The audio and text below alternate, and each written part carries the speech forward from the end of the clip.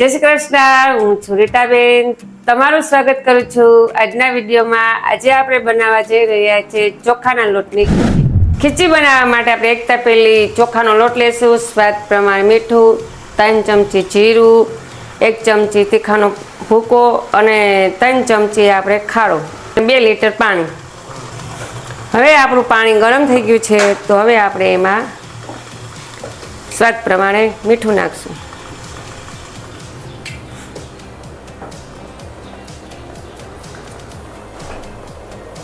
હવે જીરું નાખશું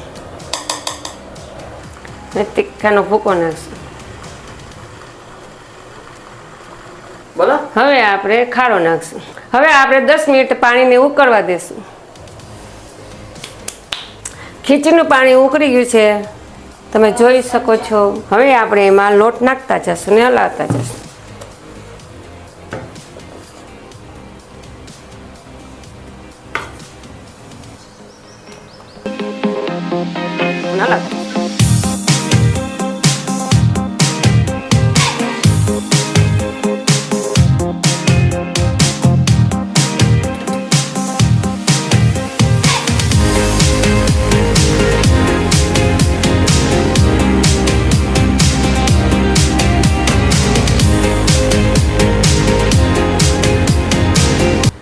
એક તપેલામાં પાણી ગરમ મૂકી દેશું. પછી આપણે ચાળણીમાં તેલ ચોપડીને આમાં આપણે ખીચડી બાફવા મૂકી દઈશું.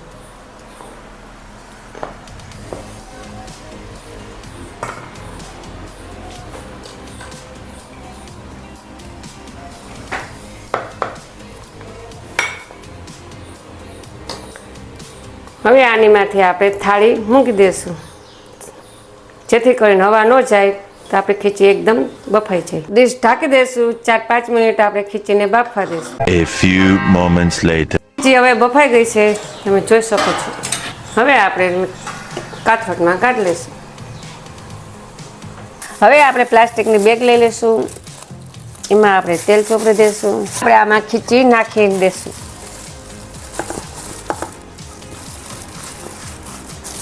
હવે આપણે ખીચડીને મસળી લઈશું.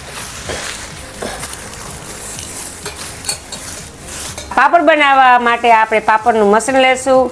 એની માથે પ્લાસ્ટિકની બેગ રાખશું. પ્લાસ્ટિકની બેગમાંથી આપણે તેલ ચોપડશું. હવે આપણે એની માથે લુવો રાખશું. હવે પાછી પ્લાસ્ટિકની બેગમાંથી તેલ ચોપડશું.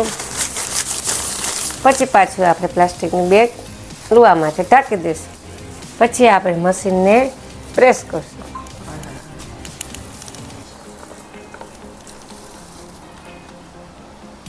જોઈ શકો છો, આપણો પાપડ બનીને તૈયાર થઈ ગયો. હવે આપણે એને ખોલીને સૂકવી દઈશું.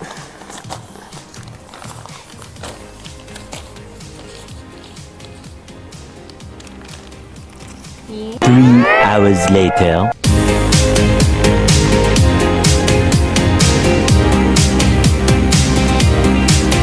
વિડીયો જોવા માટે મારી ચેનલને લાઈક કરો, શેર કરો, મારી ચેનલને સબસ્ક્રાઈબ કરો.